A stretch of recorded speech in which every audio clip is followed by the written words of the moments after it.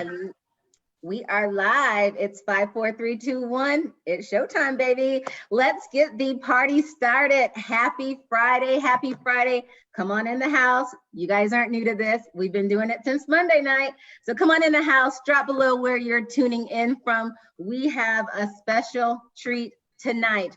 Have you guys not just been loving every single night from Monday, Tuesday, Wednesday, Thursday?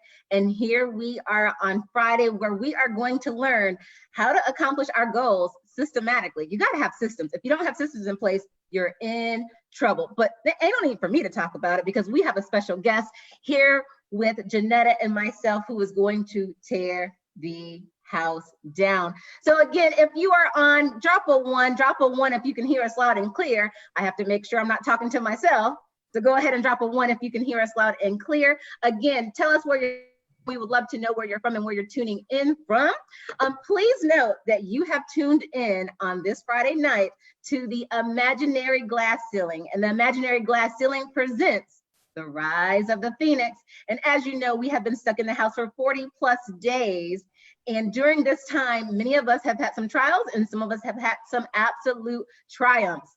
But as we know, Phoenix likes to rise from the ashes, where we're able to create something new. We're able to pivot. We're able to redefine and rebirth the greatness that has been inside of us all along. So tonight, you know what we're about to do. So first, I have to introduce my lovely host, our lovely host, Janetta. Can I just say, she has been killing the hat game every single night. And can I just say, Janetta, thank you for having this vision to put forth to bring healing to some of the people who are actually been hurting. So I just want to personally say thank you. I have been receiving personal messages just saying how grateful people are for what you have put on. So that's my kudos to you, Ladybug.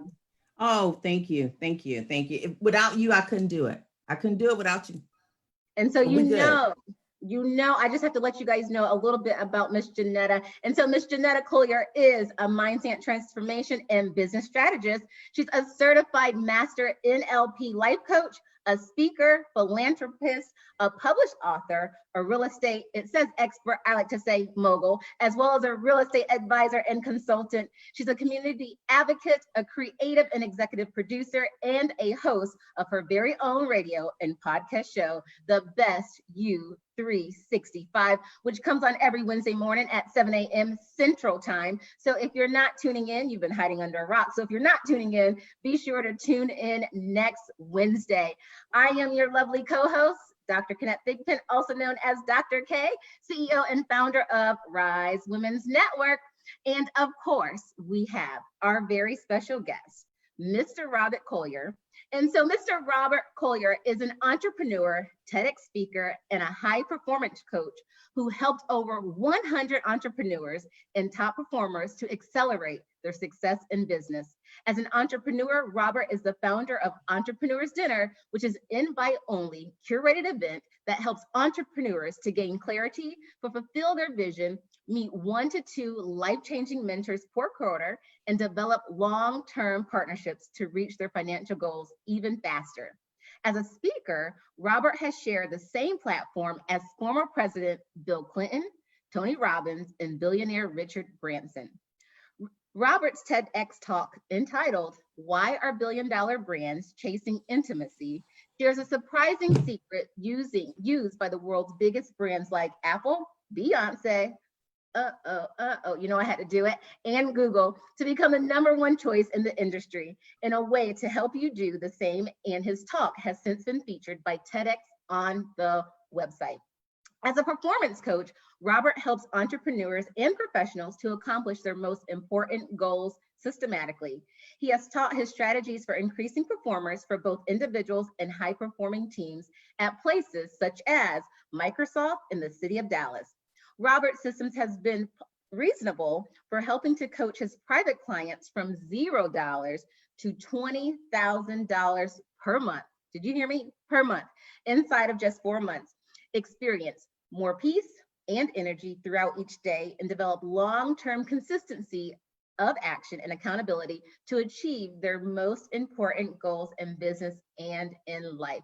Robert spends 10 days at a silent meditation retreat every year and enjoys traveling. Robert, I have to learn more about that silent meditation retreat. I've heard amazing things about them. He also enjoys fitness and playing basketball for fun.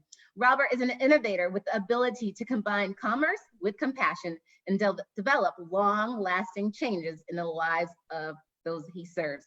So let me just say, as Robert begins to drop these gems and nuggets, I want you guys to also type your questions below, because we want to be able to ask him some questions so that we can get some amazing answers to help support you. We want you guys to walk away with value, with value, with value. And I know that Rob believes in instilling value and providing values to those that he is called to serve. And so I'm going to turn it over to our host, Miss Janetta Collier.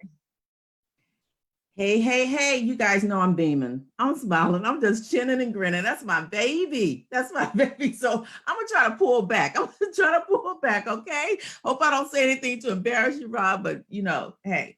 So that's mama's baby. That's mama's baby. So like Dr. Connett says, please share, share, share. I don't know what I did on my end, but yeah, something happened, but I want everybody else just to share, share, share, put your questions in. So Rob, thank you for, you're on mute, Dr. K. Gotcha. I hate to interrupt, but I know this is about to be some good information, and I know that you want to record it. So I just want to make sure you hit the record button, Ladybug. You know what? Hey, I got you, boo. I got you. You sure do, because I sure didn't hit that record button. So here we go, record. How you like me now? All right.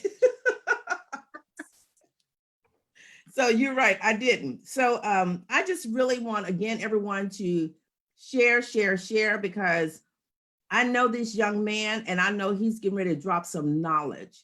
I mean, he drops knowledge to his mama all the time. So I know he's getting ready to drop some knowledge. And I just want you guys to really be open vessels to what he has to say and just really take it all in, because I don't know, I used to tell him that he's been here before. You know how your mama would say, boy, you've been here before.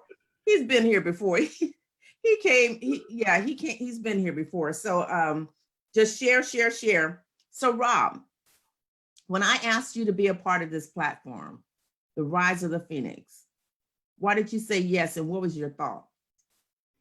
So before I answer that question, first of all, I just want to say thank you, Mom, for allowing me the opportunity to take part in the summit that you're doing.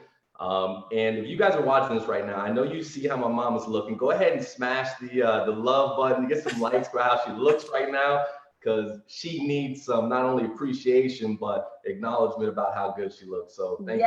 Yes. Thank you very much for not only allowing me to be on right now, but also just looking beautiful, inspiring other people, and finding ways to pour back into people during these difficult times. And also thank you, Dr. K, for doing an awesome job as a co-host, and not only just sharing your wisdom and information, which I know is going to be on display tomorrow, but also facilitating, making sure that we get the most from this. So thank you both for putting this together. To answer your question about, what I thought when you shared this and what made me say yes is, just your heart. And with knowing you, obviously, as your son, as your baby, as you say, like, I know how much when you say that you want to put something together that's going to help other people, you mean it, right? And there's certain people that say things, and then there's certain people that say and then do those things. And you're a person who not only talks the talk, but you walk the walk. And so I knew that this was something I wanted to be a part of. And especially during these times right now with coronavirus, understanding that there's really two big issues right now. There's one, the virus itself, which is very serious, and unfortunately it's impacting a lot of people financially, emotionally, physically, mentally, and otherwise. But there's also the things surrounding the virus, and that is the fear, that is the panic. And those two things both need to be addressed separately, but they both need to be addressed. And so any way that I can help with that, contribute to that, be part of this platform, I'm all aboard for it. Wow, I thank you for that. Dr. K, you're going to have to jump in, because I'm getting a little. Girl, I got your back, honey. I'm getting a little teary eyes here, just hear let me not go here. Okay. You know what? It means that you did an amazing job raising that man that stands before you right now. And so you have a lot to be proud of. And then Rob, I know that you have a lot to be proud of for your mama and also for yourself. So kudos to both of you. Well, thank you. Thank you. Thank you. So, Rob, as you stated, you know, a lot of things has transpired with this COVID-19. People are in fear. People are not really in awareness of what's going on. I mean, to be quite honest, our world does not know what's going on, let alone an individual person to know what's going on. And people don't know what tomorrow looks like, what that look like, what that means. How do we really understand and digest the magnitude of what is taking place with us? And that being said, you know, we've had people on here that talked about relationships. We had Pastor Willie talk about relationships, which is very pivoted in this time. We had Jen Fontanelli talking about finance, which is so crucial because we know what's happening with that. We had Clinton Payton Sr. talking about domestic violence and behavior health.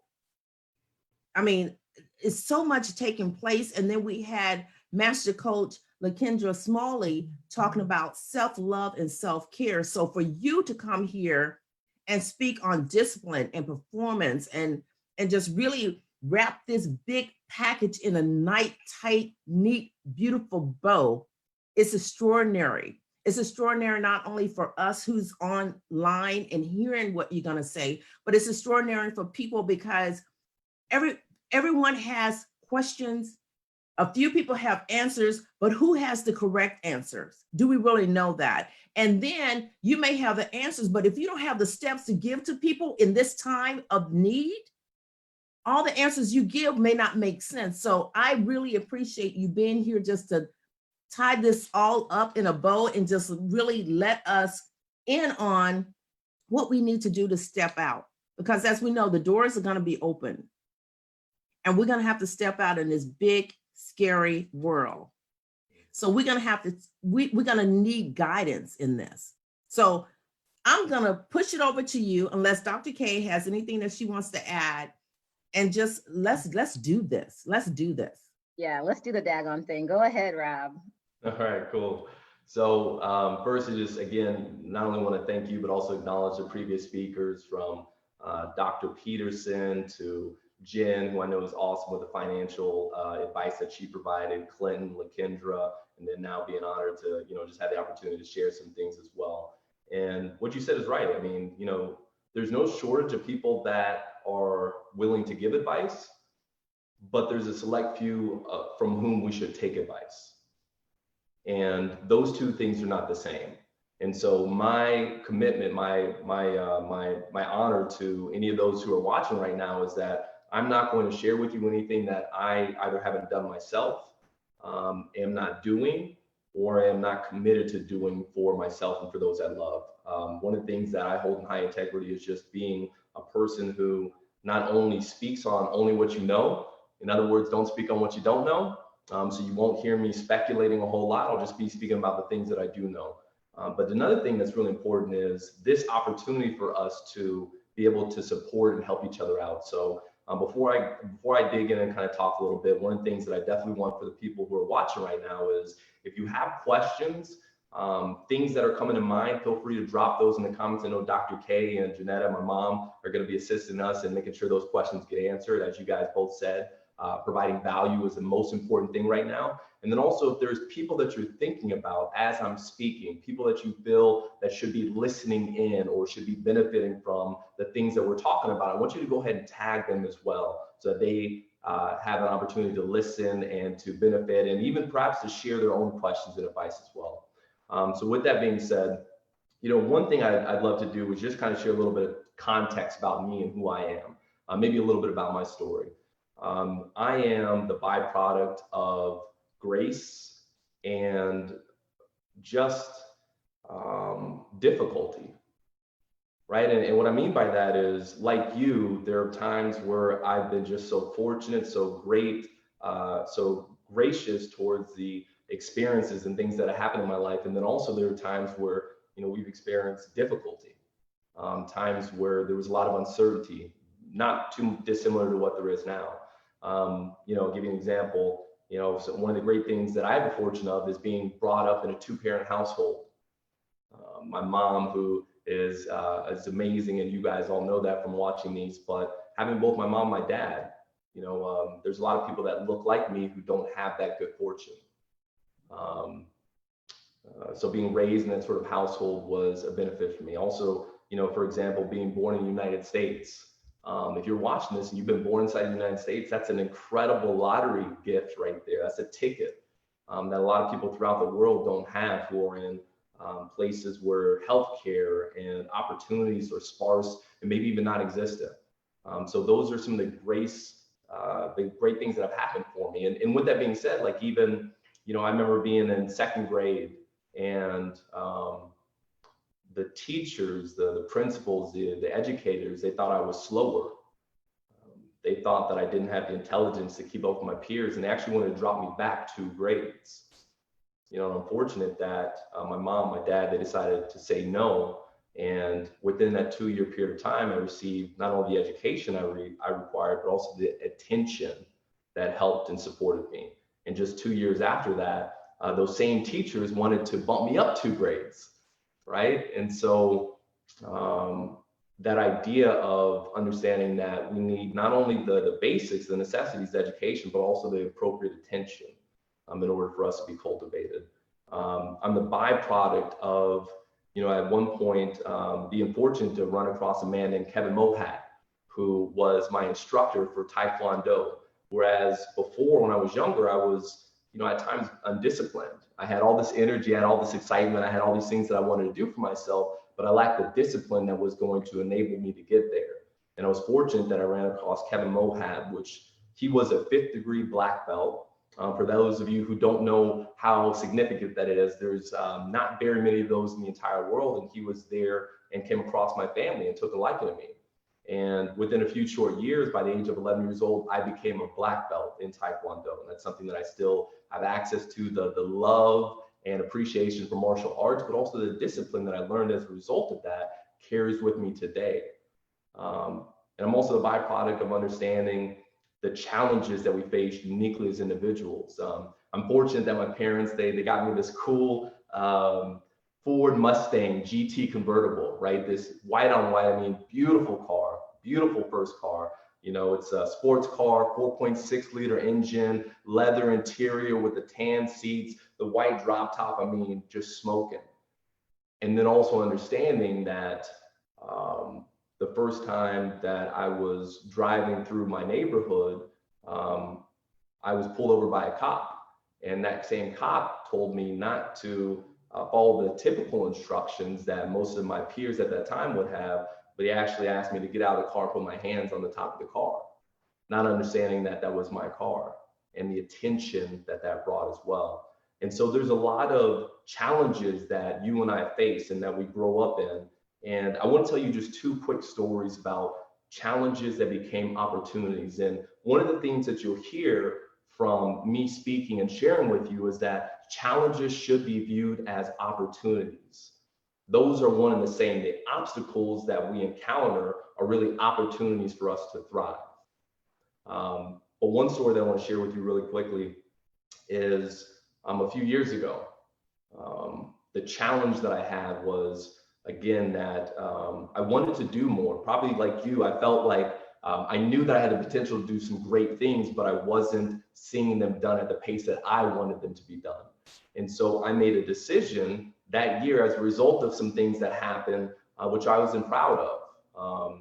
I decided to stop drinking for an entire year because I was, I look back on so many things that was happening in my life, and alcohol was the root of some of the negative things that were happening. And no, I wasn't an alcoholic. I wasn't even drinking that often, but it was something where I didn't want to be dependent upon a thing that was negative. And so I decided to exclude that from my life. And so that year I decided not to drink alcohol anymore. And I created some goals for myself. I created a roadmap of how I wanted that year to look like for me. And that included not just goals for me, but also for my family. So some of those goals included, getting sculpted 6-pack abs. They included helping my mom to launch her business and her coaching, the things that she was working on and more. And what I can tell you is at the end of that year, things had shifted for me. That year I quit my job to become an entrepreneur full time. I delivered a TEDx talk in front of over 500 people with thousands of views online. I developed those sculpted six-pack abs. And the reason why I laugh about that is because it wasn't about the aesthetics for me.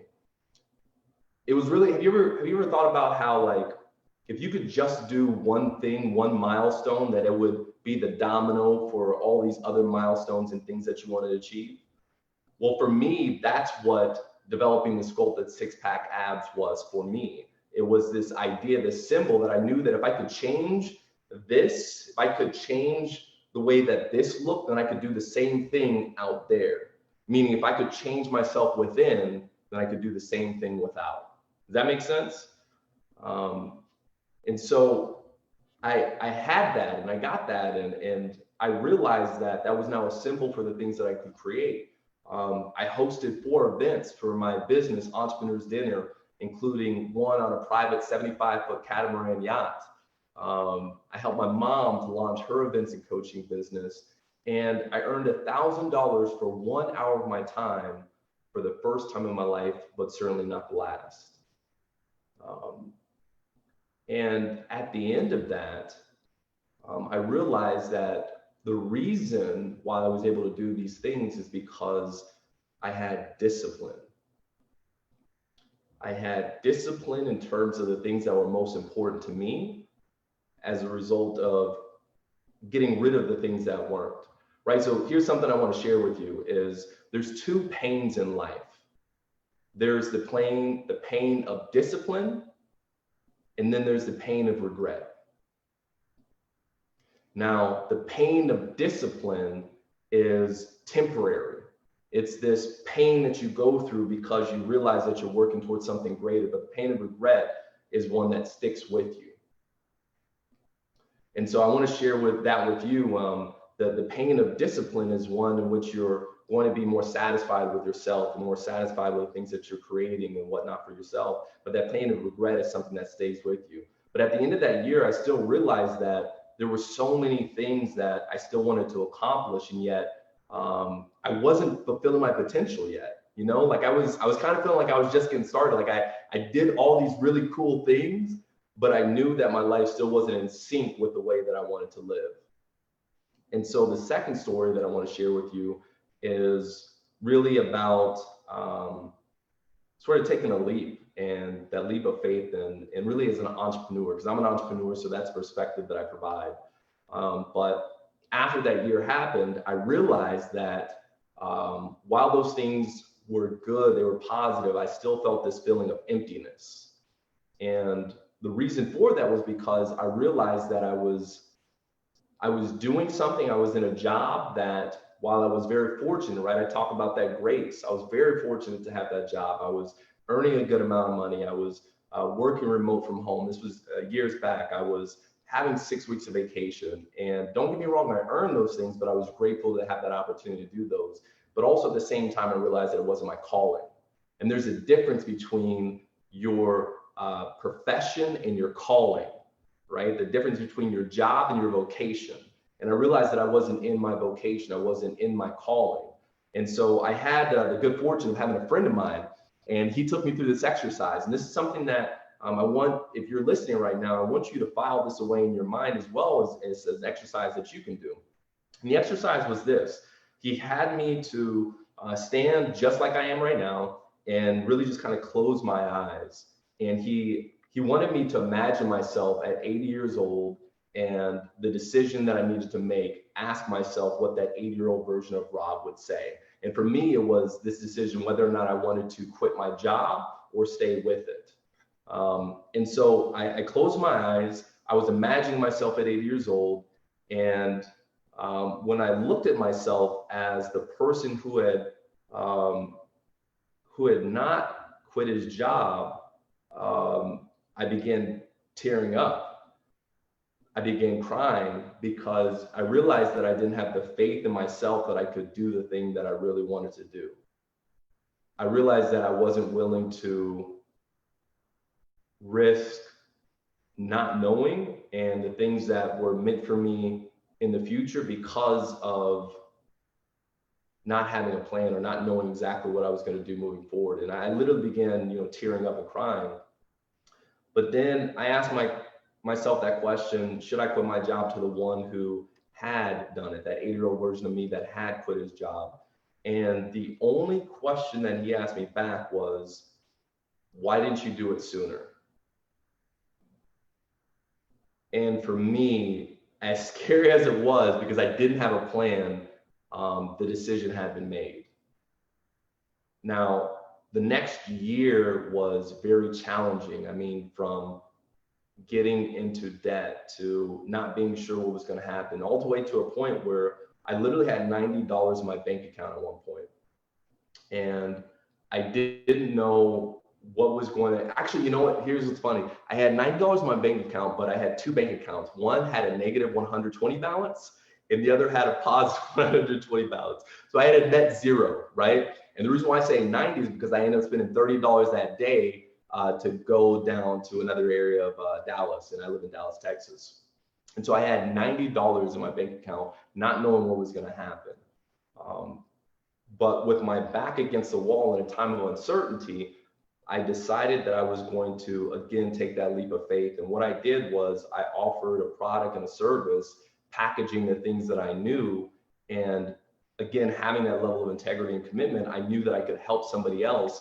I positioned myself to be able to sell that. And that very same day, I ended up selling a service, a coaching service, for $16,000.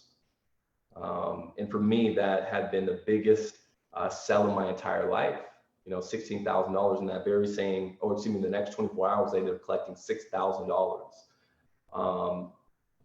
And so what that shared with me is this mindset, this ability to adapt, right? Because on one hand, the first story told me about discipline and how creating the day, creating a structure, creating the things that would allow me to be the best version of myself that I could every day, that helped me to get to where I wanted to be. But then ultimately there was this next step. And that next step was understanding how to adapt, how to make sure that if my back is against the wall, times are uncertain, then I would be able to rise to the occasion. And so that's what I want to share a little bit more with you about. So thank you both for allowing me to share a little bit about that story. Well, Rob,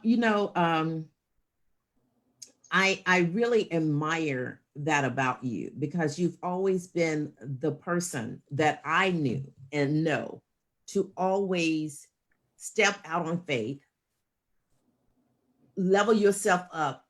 You always want to be a notch higher, because you want that uncomfortable feeling, to know that you can do it. And you're the type where you don't want to look back in life and say, I wish I should have, could have. Mm-hmm. And I admire that about you. But one thing I know about you, and this is out the blue, but I'm going to share this. So a lot of people don't know, but my husband had taken ill he's taken ill before that, but in 2014, he needed a double lung transplant. And he had surgery. And Rob was living in Detroit. That's when he was working for this company. And when he called me to check on his dad, because he was calling me all the time, him and my daughter were calling me all the time to check on their dad. And he said, Mom, I'm moving home. Now here, this young man had a solid job, making good money. And he said, Mom, I'm moving home because I want to help you with Dad. I want to help you. And it really torn at me, because what I saw as a mother and as a human is, I do not want him putting his life on hold for me and his dad. Because of course we're living our life, good or bad or indifferent, we're living our life. And we all want to give our kids enough for them to live their life. But this young man was willing to put his life on hold. And I say on hold because I can only imagine the sacrifices he was making. And so he did. He moved back, and I learned so much from him. He taught me a lot, because the way I was doing things was not conducive to me nor they were conducive to my husband at that time. But I didn't realize it, because when you put in a space that you're unfamiliar with, you do things in order to just move. And I think in that moment in time in my life, I was just putting one foot in front of the other. That's all I knew to do. That's all we knew to do. But when he came in, he says, Mom, I need you to do A, B, and C. And I don't know about anybody else, but when your kids are grown enough to tell you what you need to do, you do two things. You tell them, go sit down somewhere, I'm the mama still, or you listen. I listened. I listened. And he was correct. He was right. So, Rob, if you want to expound on that a little bit, because I didn't understand your ideology behind how you was thinking, because I was not thinking that way. So yeah, I appreciate you sharing that, because you've shared a little bit of that with me, but you hadn't shared that.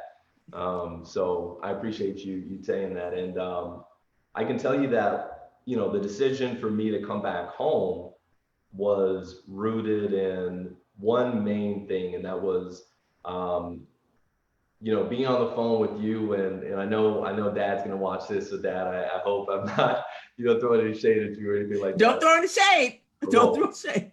I won't. So, I would call Mom, and I would ask I would call Dad, and I would ask him how things are going. And he's, telling me, oh, things are all right. Things are going okay.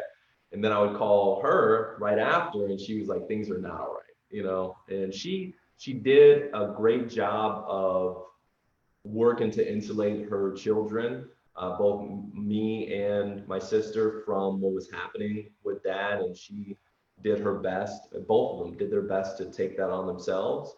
But you could see that things were happening, and that there was definitely not only uncertainty there, but then there was also just, it was something new. It was something that neither of them had ever dealt with before, and they were doing the best that they could together. And after hearing a couple times of asking him how things were going, and him telling me fine, then, hop on the phone with my mom, and learning, for example, that they thought he was going to have to be put on a ventilator, I think, at that time for breathing. And that was it, not like going to be taken off, but just staying on the ventilator. There was multiple times where we thought he wasn't going to make it. And so that was causing me stress, just because I couldn't feel like I could get the absolute truth. And again, my mom did a really good job of trying to share that truth, but then also my dad wanted to, in his efforts to try to insulate us from the things that were happening with him, it actually ended up having more stress on me, because I didn't feel like I could understand what was really happening in that situation. So I began getting pretty stressed. And so really it was a pretty clear decision for me that, again, looking at that idea of regret, one of the things that I asked myself in order to make decisions is, will I regret doing this? And also, will I regret not doing this? And the question was, should I move to Dallas? Should I be with my family? And there was no doubt that I would regret not doing that and having that time with my parents. Again, not knowing whether or not I would have time with my dad after this entire period. And I remember being actually in Aruba. I was on vacation with my girlfriend at the time, and getting a message that my dad went through a successful double lung transplant, and being happy, being ecstatic, but then also realizing that there was going to be a long period of recovery afterwards. And so fast forward a few months later, I decided that I was going to move. I told my job at the time, I said, I'm going to move. It's a decision that I have to make, and I will make.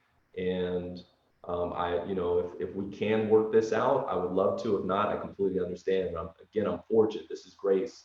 They allowed me to go work in Dallas with the company being in Detroit. And at this time, with over 100 people inside the company, less than 3 were working from home. So they gave me a lot of grace being in my 20s, going to work from home, and things worked out. But as it relates to, the things that I share with you that I said that I need for you to do, to be honest, I don't remember exactly what those were, but I do remember those type of conversations. And my thinking there was just that you and Dad were in such a place where you guys were, as you very well said, you were doing the best with what you could. And what I know is there's some times where we're in a situation where we can only see what's in front of us, right? We can only see a few steps ahead. We can't see the entire picture. And this is not just true of people who are in situations where they're near death. This is not just true of people in a situation where there's a lot of uncertainty, like a pandemic. This is also true of everybody. Nobody can see themselves quite objectively. And so having that third person perspective allows a level of perspective and insight that we're just not able to have on our own. And so my sharing with my mom at that time was really just looking at not only the relationship that they had, that they were trying to work towards, but also looking beyond those points and allowing, really kind of being a person that tried to let her know that it was okay. She was able to take time for herself. She needed to focus on herself and her own well-being. And then also doing, working to do the same with my dad at the time as well. And doing my best to help him provide feedback in terms of what he was going through as well. So to be honest, I'm not in any way a saint. I think most people, some people in that situation, when you realize that you have, again, two good parents who have done so much for me, who have done so much for other people, just like this summit, if you have limited time with them, then it's just a question of, do you want to spend the remaining time that they may or may not have with them, or do you want to spend it somewhere else? And that was an absolute easy to answer question. I wanted to spend that time with them. Okay, Dr. Khaled, you have any questions? Well, Rob, I know that you were going to talk a little bit about, having a systematic formula to working on our goals or working towards our goals. So I didn't know if you wanted to maybe touch a little bit on some of that. Yeah, I definitely do. So here's what I want to do. Here's the point that I really want to give everybody who's watching some real value right now in terms of things that you can do for your goals, but also I want you to feel this. And so Mom Janetta and Dr. K, I want you guys to do this with me, okay? So what I want us to do is I want you all to stand up. And if you're watching this right now, whether you're watching this on— Wait a minute, Rob. You should never ask us on camera to stand up because you don't know what we have on the bottom. Your position, you won't be able to see it. You're good. You're good. All right. And so if and this is what happens when you got a mom who's extra. Okay. Sometimes you gotta roll with it. All right. So if you're watching this right now, and then also if you're watching this right now, if you have a phone or a laptop, I want you to do the same thing. I want you to stand up.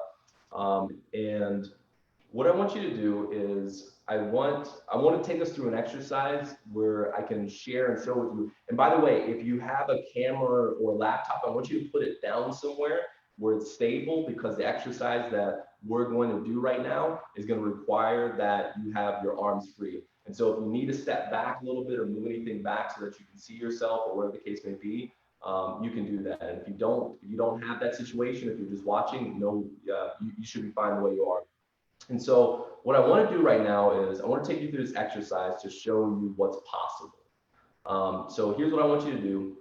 I want you to have your right hand, have it up next to you.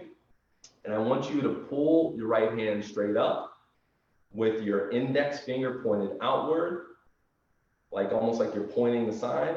And then I want you to turn this hand as far back as you may be able to, this way to the right. And I want you to notice where your finger stops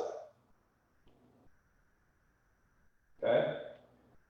So notice where your finger stops at. Then I want you to take that hand, bring it right back around. And then I want you to put it down by your thigh.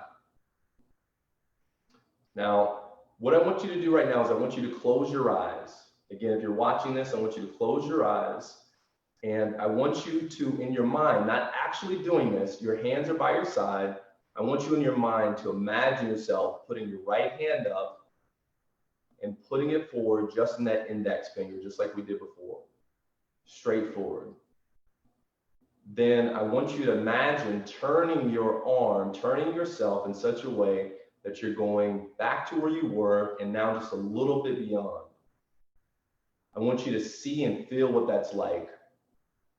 Feel yourself turning, feel your arm, see your arm moving backwards, see what you see behind you as you're turning and pushing a little bit further than where you were before. Okay, now in your mind's eye, again with your eyes closed, I want you to turn your arm back and bring your right arm back towards the front. Your index finger is still out, straight ahead. And now I want you to put your arm back down. Again, we're doing all this in our mind's eye. Now, third time, I want you one more time, again, in your mind's eye, I want you to have your hand, put it back up in an index finger, pointing forward. But this time, I want you to imagine yourself kind of like an owl. You know how owls have that ability to turn their heads all the way around 360? I want you to imagine yourself like an owl, turning all the way around with your arm, see what it is, feel that motion, and go all the way around 360. All the way around, see all the images that are behind and in front of you, all the way around 360. And now do another circle. You've done one 360, I want you to do another one. See those same images, turn all the way around, feel what that feels like in your mind's eye. Great. Now, in your mind's eye, I want you to undo that. So you're going around back twice. In your mind's eye, you're turning your right arm, you're undoing it. You're going back around the opposite way now. One big circle. Your right arm is still up, moving, pointed forward. And then another big circle, turning right back around. Now your right arm with that index finger is pointed right in front of you. And I want you to put it down to your side. Okay. Now last time, I want you to actually, this is no longer in your mind's eye, I want you to get your hand, just like we did the first time. I want you to bring it up, right index finger pointed straight ahead. And I want you to turn as far as you possibly can with your eyes closed. Now I want you to open your eyes and see how far back you are.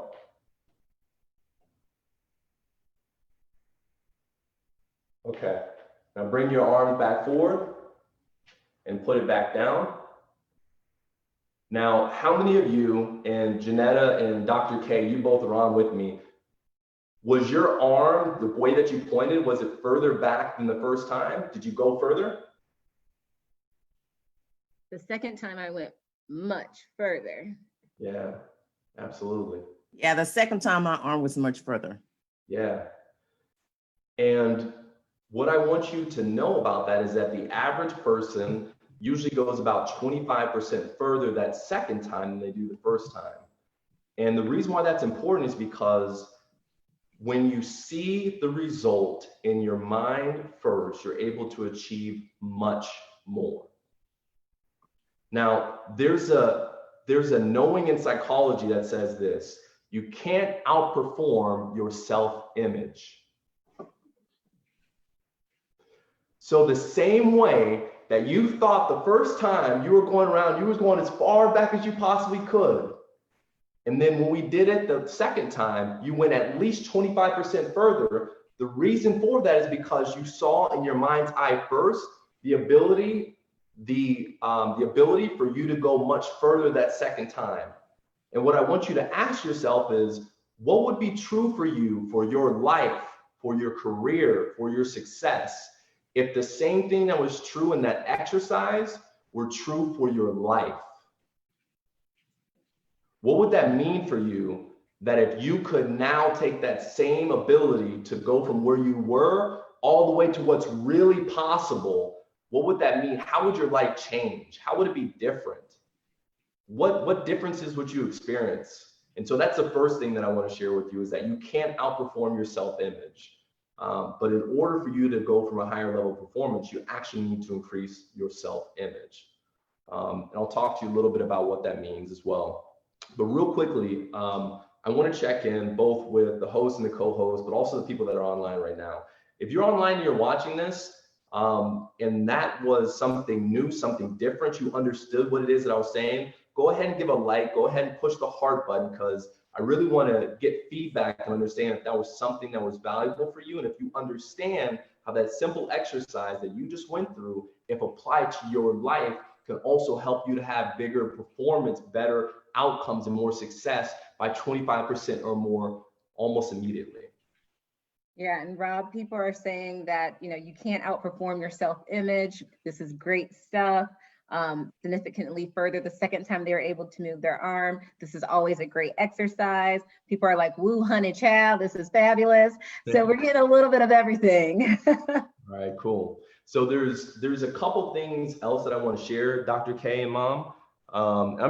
It's funny, I'm calling you Mom, I'm not calling you Janetta, but that's how we would talk. So there's a couple more things that I want to share as well. Do I have time maybe for a few more minutes to share a couple more things before we go into questions? Yes. Okay, we're good on timing? Cool. All right, so that first thing is, right, you cannot outperform your self-image. The second thing I want to share with you is a test. This is called the marshmallow test. I'm curious, with you two being on the call, have you heard of the marshmallow test? Yes or no? I mean, no? No, I haven't. Okay, all right, cool. So the marshmallow test is really interesting. So marshmallow test was held by a group of scientists at Stanford who ended up measuring the ability of some children to act on the thing that was most important to them now, or to do so later. And so what happened was, at Stanford, they took, I think it was 32 children, 16 boys, 16 girls, and they put them in a room. And they had a marshmallow there in that room, and they said, here's a marshmallow, you can have it now, but if you wait 15 minutes, we'll come back and we'll give you 2 marshmallows. And so they gave this as the opportunity to these poor little kids, about 4 years old, 5 years old on average, and they left the room. They left that marshmallow sitting there. Like, how sick is that to do that to these kids? So they left the marshmallow sitting there on the table, and they would just watch to see what the kids did, whether they would eat the marshmallow or they would wait.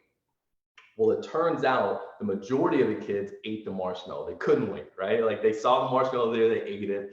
But there were a few that decided to wait. They decided to hold off until the scientists came back so that they could get the 2 marshmallows. Now, that's not what's interesting. Here's what's interesting. What they did is, from 1970, over the next 30, 40 years, they followed those same kids around. And what they found is the children that decided to wait for 2 marshmallows were more successful. They were more happy in their lives. They were more happy in their relationships. They had less substance abuse. They were less likely to be obese. Basically, all these markers show that these children who are now adults were more successful in almost every measurement you could find. Now, what does that mean? What was the outcome for that?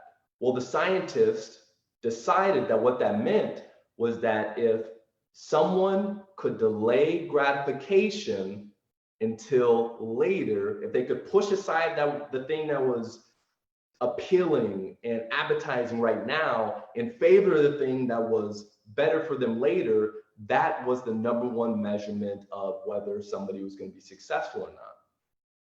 Now, that was huge. That was groundbreaking. This is one of the few studies in the entire modern history that actually showed what success actually looked like. The problem is, it's not exactly right. It wasn't exactly true. And what I mean by that is that since that time happened, actually other researchers looked to replicate those same studies.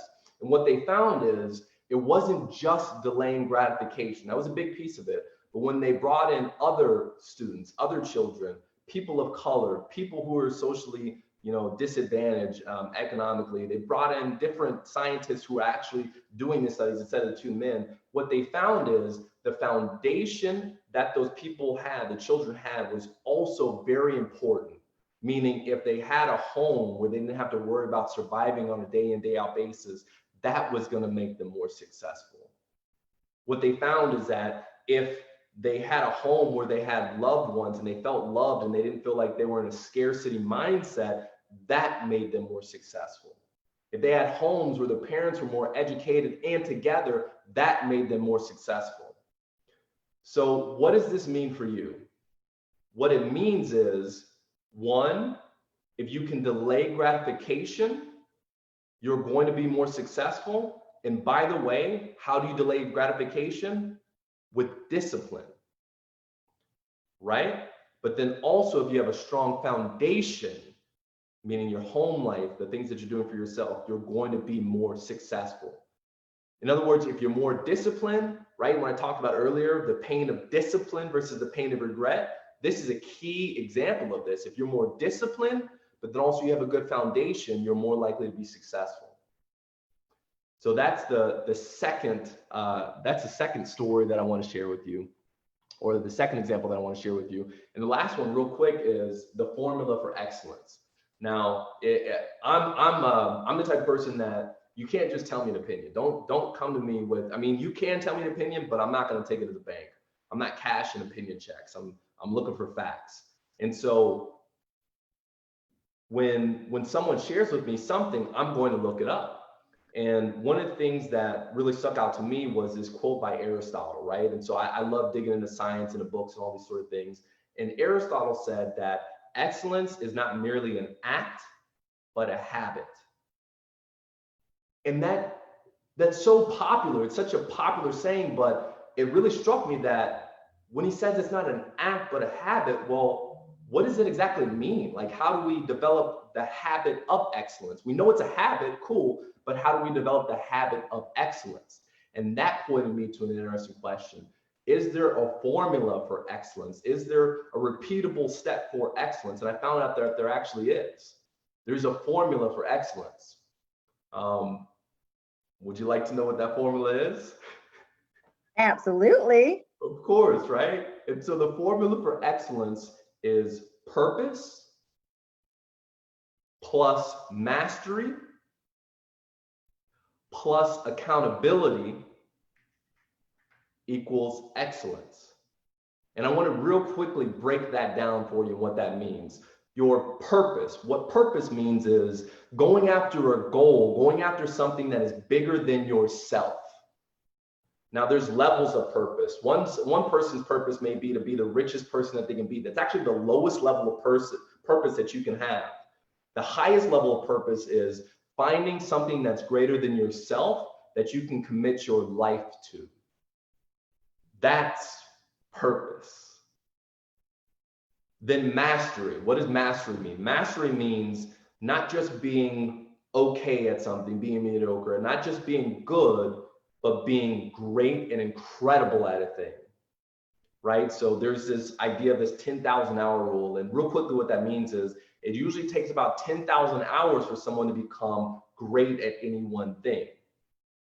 Now, to develop mastery, you could do that in, for example, sports or basketball or your career. If you want to do a career in sales, or like Dr. K, if you want to be a doctor, you're going to commit 10,000 hours to being a very good doctor. Or like my mom, if you want to be a really good coach and great in real estate, you're going to commit 10,000 hours towards being phenomenal at real estate. But it also means mastery of self. That's the greatest mastery, self-mastery. And so that ability to have self-mastery is two parts of the equation. But the third part is the part that nobody talks about. And I was like, how did nobody talk about this? And that's accountability. If you have purpose and mastery without accountability, you ain't excellent. You can't be excellent. The accountability is the final factor that's required for you to be excellent. Now, what is accountability? Accountability is being responsible for a thing, but also within the dynamics of, for example, a company, it's being responsible to the other people within your company. right? If you're looking at being an entrepreneur and being a business owner, you might have the purpose. You might know exactly what you're doing it for. Maybe you're doing it for your family so that they can have a legacy and so that you can give back. Maybe you're doing it because you want to have a big impact in the world in a way that's going to serve other people. Maybe it's because you want to achieve your biggest potential. That's purpose.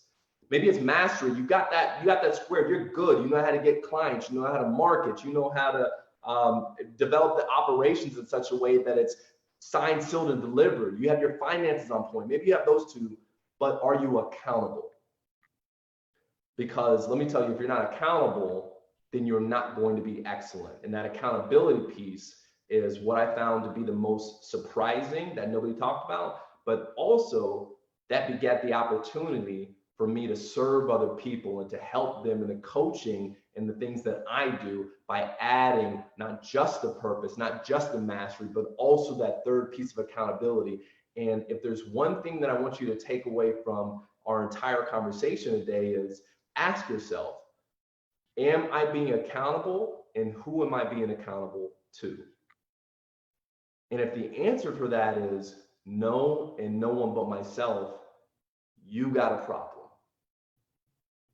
That's why people like myself, people like my mom, people like Dr. K, when you have somebody that you can be accountable to, by the way, who knows what they're saying, knows what they're doing, right? I told you in the beginning, I'm not someone who wants to talk about something that I don't know. I'm never going to ask somebody to do something that I haven't done or I'm doing or I'm willing to do.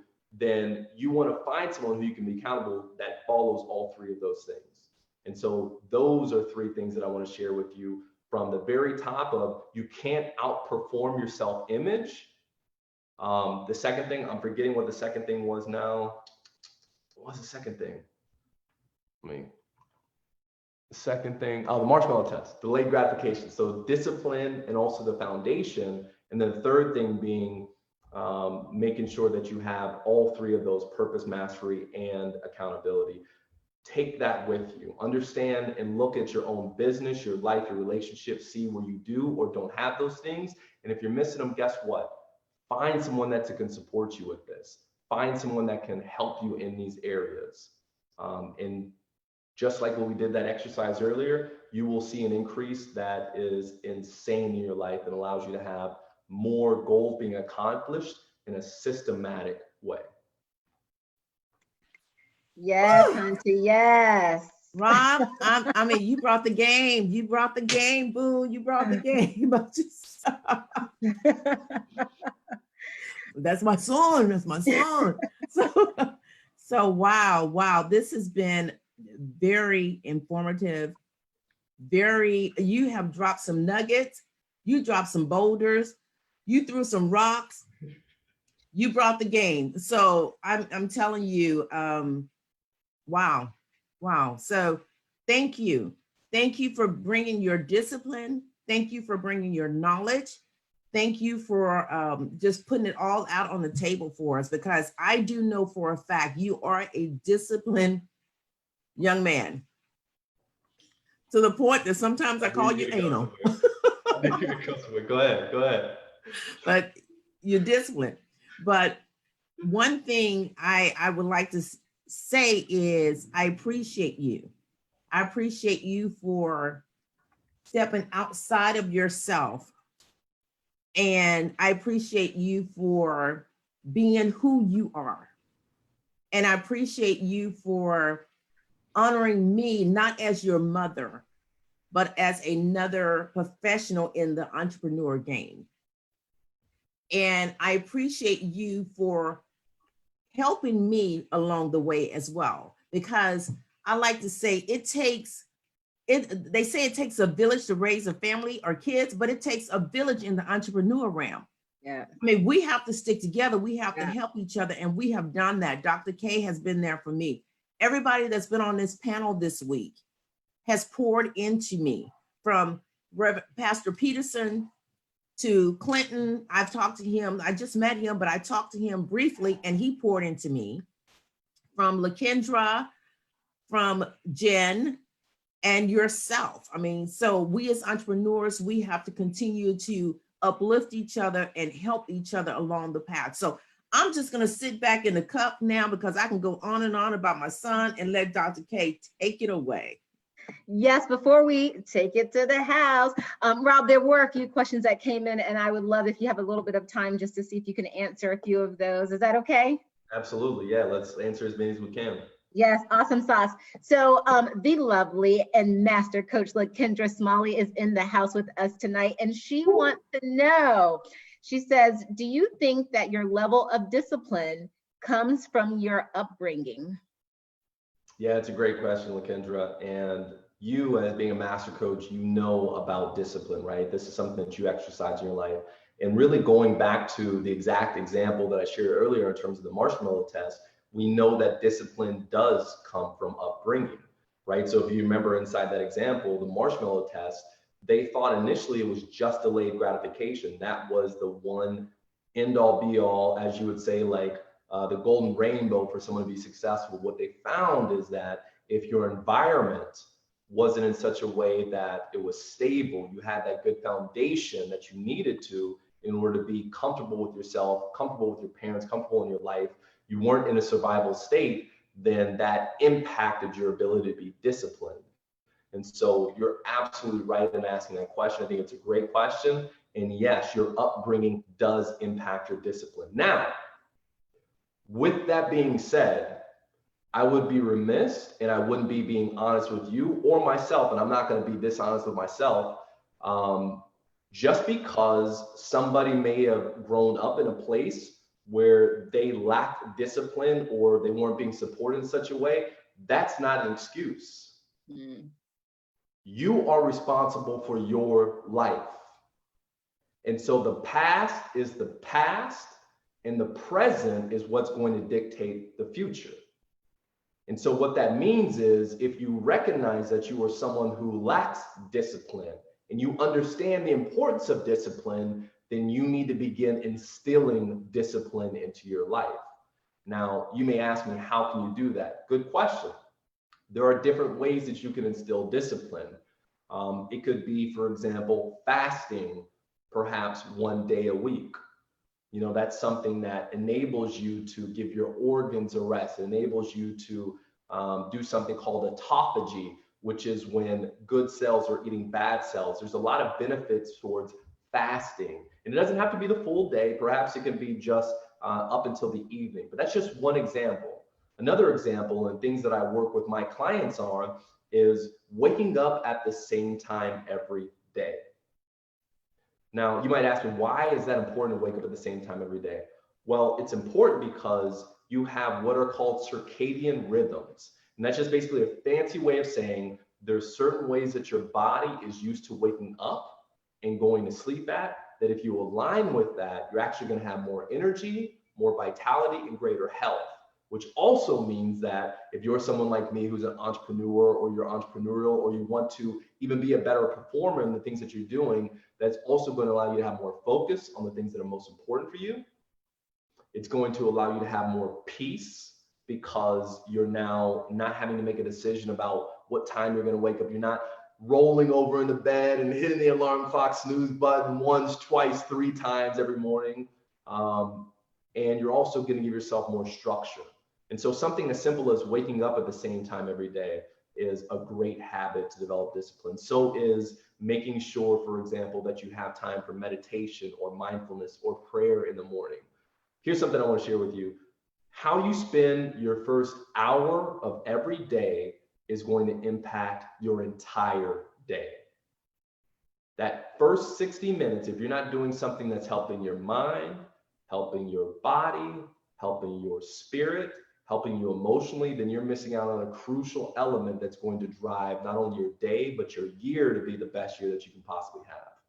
So those are 3 examples of how you can develop discipline. And I promise you, if you implement just one of them, you're going to find that your day is going to be a lot better. And in turn, if you stack up those days, your year is going to be much better. Absolutely. Well, Rob, you just answered some of the other questions, because the second part to a question was, you know, if someone doesn't have that family structure, you know, how do they gain that discipline? And in a sense, you were saying, you know, it's not an excuse that it's not there. You have to take responsibility, ownership for your life and not live in the past. And I think many people get stuck in the past, and it takes them a while, years, 10, 20, 30 plus years sometimes, to realize, okay, let me break the chains right here and move forward and take ownership of my life. So you answered that part. And then another question was, of course, was if you don't have that discipline, how do you build discipline? And so you also took a moment to answer that for us as well. So you're so intuitive and aligned with everyone who's on the live that you got to the answers before we could even ask the question. That's awesome. And I want to actually add as well, for the persons and who are watching and who have that same question, if you didn't grow up in that family structure, how can you develop discipline? One of the other ways that you can do that is so there's two things. One is always changing your environment, right? So your environment is a big dictator of the things that you have. And so in other words, it means the things around you, your images. Are you having things that are motivating or things that are down? Are you in an environment that supports you, or do you need to go somewhere else? That's why sometimes people move out to a different state in order to start a new life, because they're changing their environment. You don't have to move to a new state, but you can simply decide to do things within the room that you have to remind you of the best possible version of yourself. So that's one way. The second way is also by connecting with people who inspired you, right? So that's getting aligned with people who are more disciplined, who do have a greater level of success. Jim Rohn famously said, you're the average of the 5 people that you spend the most time with. And so my question for you is, who are you spending time with? Are they models or examples of the type of person that you want to be? And if the answer is no, then go out and find those who are, or find someone who can support you in a way that's going to help you to get to that. So I just wanted to add that real quick. Thanks for allowing me that time to add to that question as well. Awesome sauce. I love it. Auntie, Miss Janetta, Mom, is there something else that you would like to add, or just additional questions that you have before we wrap up for the evening? No, I don't. My mind is just like, this is another night. I tell you, all 5 nights, I would like the audience to know, if you wasn't on these lives for the past 5 nights, 5 nights, you have missed it. My mind has been blown each night. I mean, every time I got off this live, I had to go and sit down and drink some tea because I was just exhausted. I felt like I ran a marathon. It's been so good and so filling. But I know Dr. Gannett is going to talk about how we're going to have these lives stay on the Facebook page. We're going to do a watch party. We're going to blast them out. But she's also going to inform you guys on what's coming up and where you need to go to get more information. So I guess, no, Dr. Gannett, I don't have nothing else to say. Let me mute myself. Well, awesome sauce. Well, again, what a better way to spend your Friday night than, let's see, what's Rob saying? Absolutely, absolutely. Rob, please, we would love for you to share how people can find out more about you. And also we want you to go over to Imaginary Glass Ceiling on Facebook, in the Facebook group. And in the Facebook group, please drop all the 1,000 ways they can get in contact with you, because we want people to get in contact with you. Again, we know that you're a phenomenal person, high performance coach. You have the Entrepreneurs Dinner. And so please share that. So right now, if you don't mind, take a time to share that. But please, if you don't mind, go over to Imaginary Glass Ceiling and also post it there. All right, perfect. Yeah, happy to do that. And so if you found value tonight, the first thing that I ask is really sharing that with somebody else. God, I don't know what your beliefs are, and I don't mean to impose upon them, but God or the universe is created in such a way that it's really unique, in that if we, the things that we remember, we tend to forget really quickly. But if we teach somebody what we've learned, we actually have a 90% retention rate. I say God is great in that it's like, if you try to remember it and hog it just for yourself, you actually tend to forget it. But if you teach somebody else, if you're sharing that gift with somebody else, then it actually makes you more likely to remember and know these things. And so what that means is, if this has benefited you, share this with somebody else. And even more importantly for you, teach somebody. So Dr. K, in terms of how to connect with me, I'm on Facebook. If you're watching this, you can look me up at Rob Collier or Robert Collier. And you'll see, if you look for the guy with the dreads, then that'll be me. And you can connect with me or even send me a DM.